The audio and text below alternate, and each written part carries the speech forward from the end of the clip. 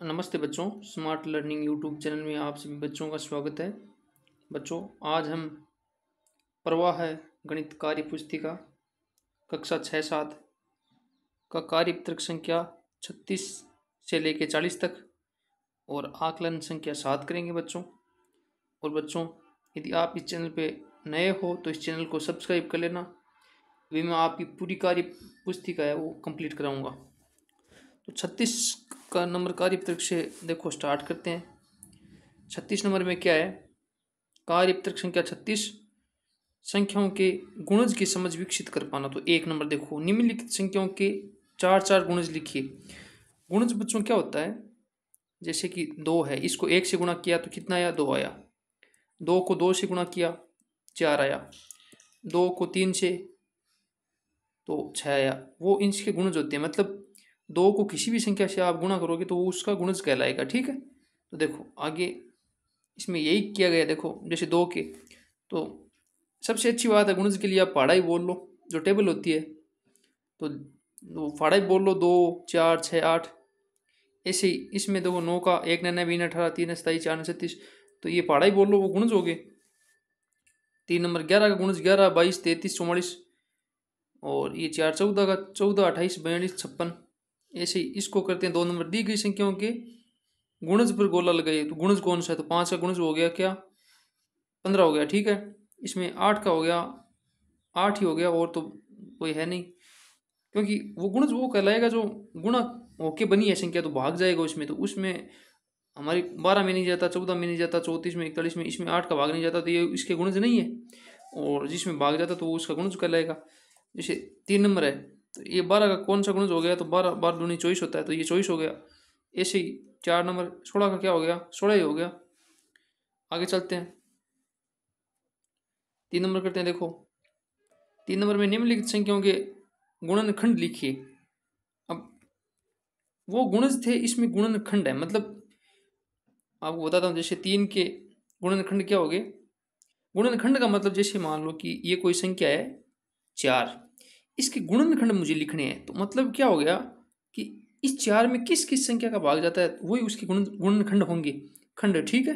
देखो 4 में 1 का जाता है, 2 का जाता है, 3 का नहीं जाता, 4 का जाता है, तो ये इसके गुणनखंड हो गए। ठीक है, तो गुणनखंड का मतलब आप कंफ्यूजन में मत होना, कंफ्यूज मत होना कि गुणनखंड का मतलब ये जैसे 4 है, इसके गुणनखंड लिखो। मतलब किस किस संख्या से 4 विभाजित होती है, मतलब किस किस संख्या से 4 कटेगी, या किस किस संख्या का भाग जाता है 4 में, तो वो इसके हो गए गुणनखंड। अब गुणज और गुणनखंड में आपको कंफ्यूज नहीं होना है। गुणनखंड तो ये हो गए कि इसमें भाग जाना चाहिए, और गुणज क्या होगी कि इससे किसी संख्या को गुणा किया गया है। ठीक है, जैसे 4 को 1 से कर दिया, 2 से किया गया, तो वो हो गए उसके गुणज। ठीक है, तो शायद आप समझ पाए होंगे। तो देखो इसमें हमें गुणनखंड बताने, तो देखो वही 1 नंबर। वैसे तो आप ध्यान लगा के पढ़ोगे तो अपने आप ही समझ में आ जाएगा। इसको आप गौर करोगे तो गुणनखंड क्या होते हैं, गुणज क्या होते हैं, तो अब आपका दिमाग अपने आप इसकी परिभाषा अपने आप ही बना लेगा। ठीक है, देखो ये 3 है, इसके गुणनखंड मतलब 3 में किस किस का भाग जाता है? तो 1 का जाता है और 3 का जाता है, तो ये दोनों इसके गुणनखंड हो गए। पूछे कि 3 के कितने गुणनखंड है, तो 2 गुणनखंड हो गए। 3 नंबर, 3 नंबर से पहले 2 नंबर कर लेते हैं। देखो ये 8 के, तो 8 में किसका भाग जाता है? 1 का, 2 का, 4 का, 8 का, तो ये इसके गुणनखंड हो गए। 3 नंबर ये 12 है, तो 12 में 1 का जाएगा, 2 का जाएगा, 4 का, 6 का और 12 का, ये इसके गुणनखंड हो गए।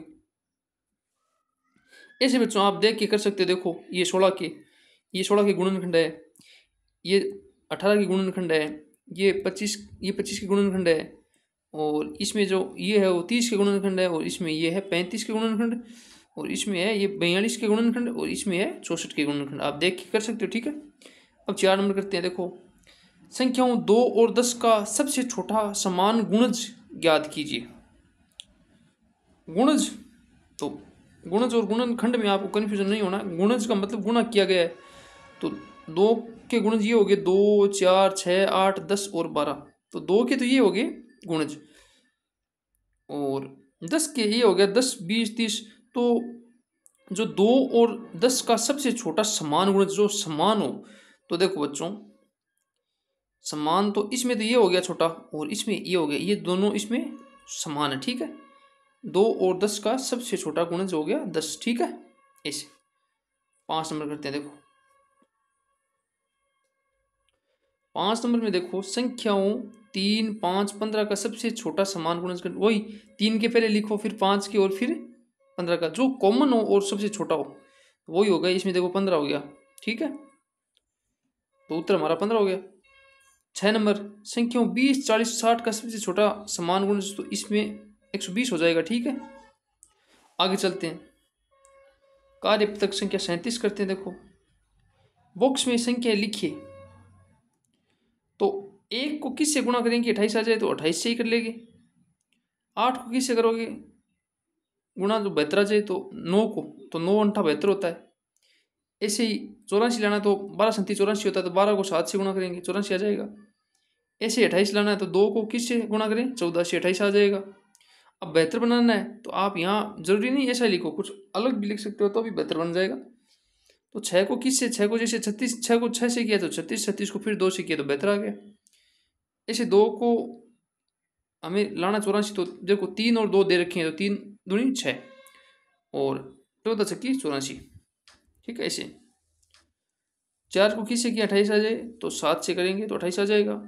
18 को 4 से किया 72, 4 गुना 7 गुना 3 किया 84, 4 गुना 7 किया 28, 12 गुना 2 गुना 3 किया 72, 7 गुना 6 गुना 2 किया 84। ऐसे आगे चलते हैं। देखो संख्याओं का गुणनखंड वृक्ष पूर्ण करें। देखो करते हैं। 3 को 3 से किया 9 आया, 3 को 1 से किया 3 आया, इस 9 को 3 से किया 27 आया, इसको 8 को 2 से किया 16 आया, 1 को 2 से किया 2 आया, फिर इनको 16 से 2 से किया 32 आया। ऐसे 3 को 3 से 9 आया, 4 को 2 से 8 आया, 9 अंठा 72। ठीक है, आगे चलते हैं। 3 नंबर निम्नलिखित संख्याओं के अभाज्य गुणनखंड लिखिए। अभाज्य गुणनखंड बच्चों ये तरीका होता है एक कि आप अभाज्य संख्याओं से विभाजित करते जाओ, और सबसे छोटी जो अभाज्य संख्या वो 2 है, फिर 3 है। ठीक है, फिर 2 है, 3 है, फिर आप 5 से करो, फिर 7 से करो, ऐसे आपको करना है। ठीक है, अभाज्य गुणनखंड का मतलब ये होता है कि आप अभाज्य संख्याओं से विभाजित करते जाओ। तो 1 नंबर देखो, इसको हम 90 के करेंगे अभाज्य गुणनखंड, तो 2 से देंगे भाग तो 45 आएगा, 45 में फिर 3 का देंगे 15 आया, 15 में फिर 3 का देंगे 5 आया, फिर 5 में 5 का जाएगा 1। तो अभाज्य गुणनखंड क्या होंगे, हमें क्या यहाँ से स्टार्ट करना है, तो 1 गुणा 5, 1 5 3 3 2, ये अभाज्य गुणनखंड हो गए इसके। ठीक है, तो 90 के अभाज्य गुणनखंड क्या हो गया 2 3 3 और 5। 1 भी होता है बच्चों, 1 भी बोल सकते हो, लेकिन जो 1 होती है वो कोई अभाज्य संख्या नहीं होती। 1 ना तो भाज्य है ना अभाज्य है, तो वो थोड़ा अलग ही है। तो 1 के अलावा जो बच्चे ये इसके अभाज्य गुणनखंड हो गए। ठीक है, ऐसे ही इसमें कर लेना आप, देखो देख के कर लेना, वीडियो रोक के। इसको मैंने कर रखा है यहाँ पे, इसको देखो ये हो गए, इसके ये हो गए। ऐसे 1 नंबर देखो ये मैंने कर रखा है, देख वीडियो रोक लेना आप। देखो इसमें देखो 512 की ये कर रखी है मैंने, इसमें 285 की, देखो इसमें 510 की, इसमें 600 की। आगे चलते हैं बच्चों, आकलन संख्या 7 करते हैं।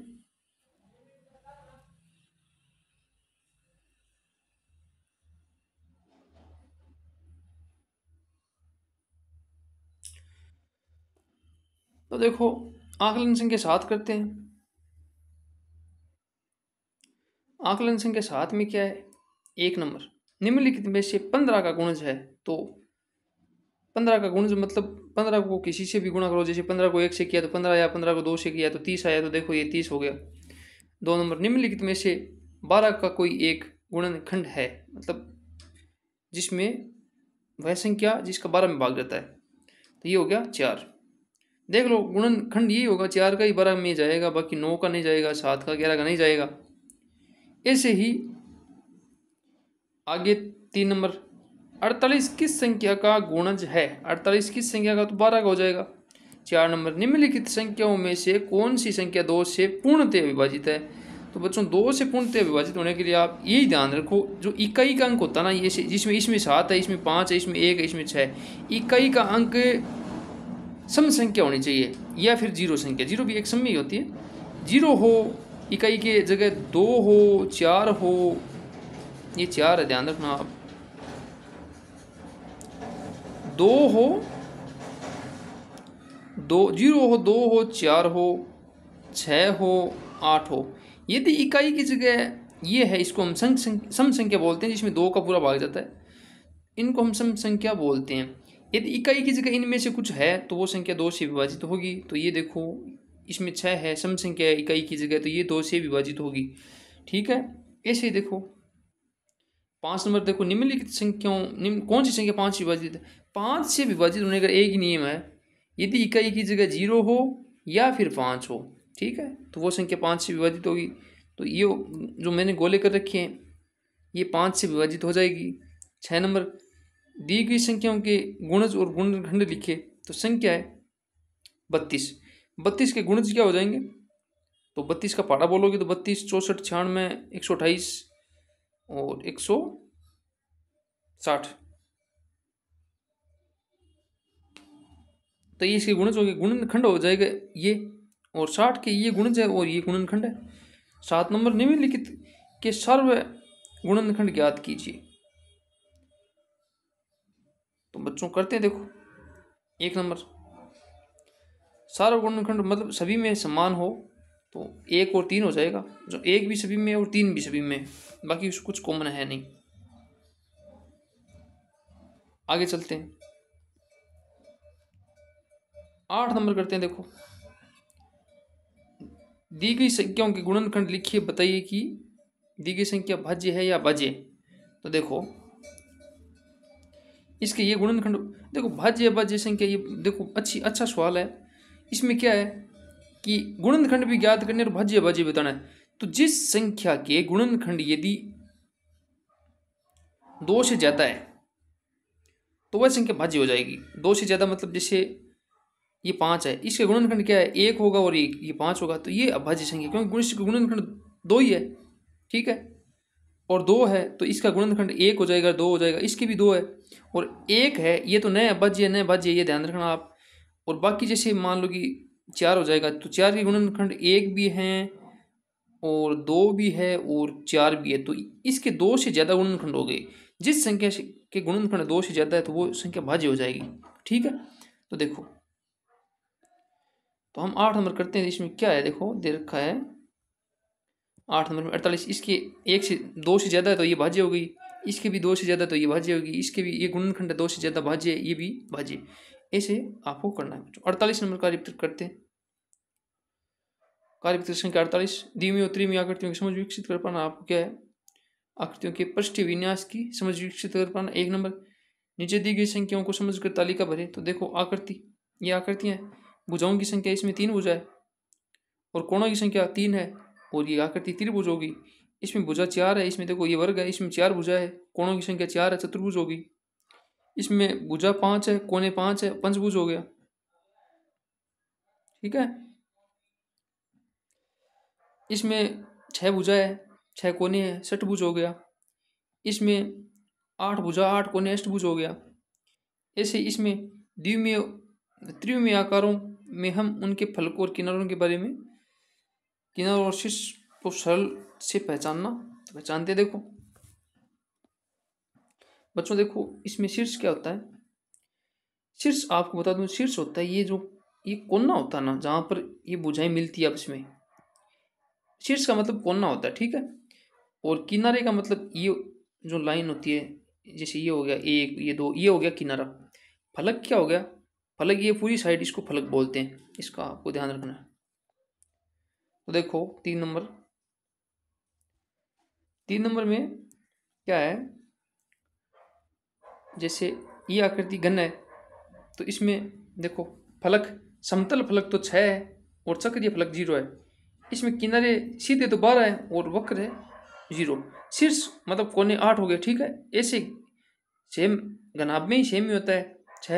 6 समतल फलक हो गए, 0 चक्रीय फलक हो गया और किनारे 12 हो गए, वक्र किनारे 0 और शीर्ष 8। ऐसे ही बेलन है, तो बेलन में फलक, बेलन में समतल फलक हो जाएगी 1, चक्रीय फलक हो जाएगी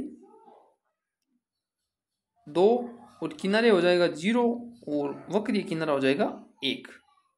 ऐसे ही शीर्ष हो जाएगा 0। ऐसे ये जैसे फुटबॉल है तो इसमें समतल फलक 0, चक्रीय फलक 1, सीधे किनारे 0 और वक्रीय किनारा 0 और शीर्ष हो जाएगा 0। ऐसे ये शंकु है, इसमें फलक समतल 1 है और चक्रीय फलक 1 है, सीधे किनारा 1 है और वक्रीय किनारा 1 है और शीर्ष 1 है। ऐसे आगे चलते हैं बच्चों। देखो 39 नंबर कार्य करते हैं। देखो 39 नंबर 1 नंबर प्रश्न करेंगे। इसमें क्या है, ये जो दे रखा है इसमें वृत्त है, त्रिभुज है, वर्ग है, आयत है। तो आप इसको गिनोगे तो त्रिभुज जो है वो 23 होंगे। ऐसी आकृति जो है ना, ऐसी आकृति गिनोगे तो इसमें त्रिभुज 23 है। आयत मतलब आमने सामने की भुजाएं जिसकी बराबर होती है, ऐसा आयत होता है। और वर्ग होता है जिसकी चारों भुजा समान होती है। तो ऐसे आयत की इसमें कितने 16, वर्ग इसमें 20 है। वर्त मतलब ऐसी दिखने वाली आकृति, गोलाकार वर्त, ये 4 है। ऐसे आगे चलते हैं बच्चों। 2 नंबर करते हैं। नीचे दिए गए प्रश्नों के उत्तर दीजिए। तो देखो क में माचिस की डिब्बी कितने तल सतह होते हैं, तो 6 सतह होते हैं। ठीक है, माचिस की डिब्बी सतह आयत की तरह दिखती है, वर्ग की तरह, तो आयत की तरह दिखती है। और ग में ऐसी 4 वस्तुएं लिखी जिनकी सतह आयत जैसी दिखती है, तो माचिस की डिब्बी हो गई, ईंट हो गई, बक्सा हो गया और किताब हो गया। ऐसे 3 नंबर रिक्त स्थान की पूर्ति कीजिए। क में 6 समान आकार की सतहों से मिलकर बने बंद डिब्बे को हम घन कहेंगे। ठीक है, घन कहेंगे। और ख ईंट की सतह आयत जैसी दिखती है। ठीक है। और ग एक घनाभ में 6 आयत होते हैं, घनाभ में 6 आयत होते हैं। ठीक है। और घन में आमने सामने की सतह समान होती है। ठीक है। ऐसे देखो बिना ढक्कन, मतलब इसके ऊपर ढक्कन नहीं है, खुला है। ठीक है, बिना ढक्कन का चौक का 5 सतहों का डिब्बा खोलने पर कैसा दिखेगा। तो बच्चों इसको हम खोलेंगे पूरे को, तो ऐसे ये 1 सतह हो जाएगी, ये 2, ये 3, 4 तो सतह, वैसे 6 सतह होती है। ठीक है, घन और घनाभ में 6 सतह होती है। घन में तो बराबर होती है, तो बराबर 4 सतह तो ये हो जाएगी खोलने पे। अब एक ये नीचे वाली हो जाएगी, ऊपर वाली तो जैसे यदि बंद होता तो ऐसा बनता, लेकिन बंद है नहीं, तो इसमें ये सतह है नहीं। ठीक है, ऐसी कार्य पृथक संख्या 40 करते हैं। देखो कार्य पृथक संख्या करते हैं 40 में मिलान करना आपको द्विमीय त्रिमीय आकृतियों से। जैसे ये खोलने पे कैसी दिखेगी, बात ये है। ठीक है, देखो खोलने पे कैसी दिखेगी, तो ये अपना हो गया घन, तो ये ऐसा दिखेगा। ये घनाभ टाइप का, बक्सा टाइप का, तो ये ऐसा दिखेगा। और ये बेलन टाइप का, तो ये ऐसे दिखेगा। अब ऐसे देखो इसको खोलेंगे तो ये ऐसे दिखेगा। ठीक है, ये दोनों साइड हो गई। ये शंकु हो गया, तो ये ऐसे दिखेगा। ठीक है, आगे चलते हैं। 2 नंबर करते हैं। 2 नंबर में ऐसे पेंसिल का ये डिब्बा, इसको खोलोगे तो आप ये ऐसे दिखेगा। थोड़ा आप हिसाब से अपने पुट के प्रयोग से, स्केल के प्रयोग से बना लेना। मैंने ऐसे ही बनाया हाथ से। और ये पाउडर का डिब्बा खोलने पे ऐसे दिखेगा। ये चौक का डिब्बा ऐसा दिखेगा। ठीक है, इसमें खुला डिब्बा नहीं है, ऊपर से इसको बंद समझा मैंने, तो ये ऐसे बनेगा। ठीक है बच्चों, ऐसे आपके कार्य पृथक संख्या 36 से 40 और आकलन संख्या 7 कंप्लीट हो गया। वीडियो पूरा देखने के लिए बहुत बहुत धन्यवाद बच्चों, और चैनल को सब्सक्राइब कर लेना। ठीक है बच्चों।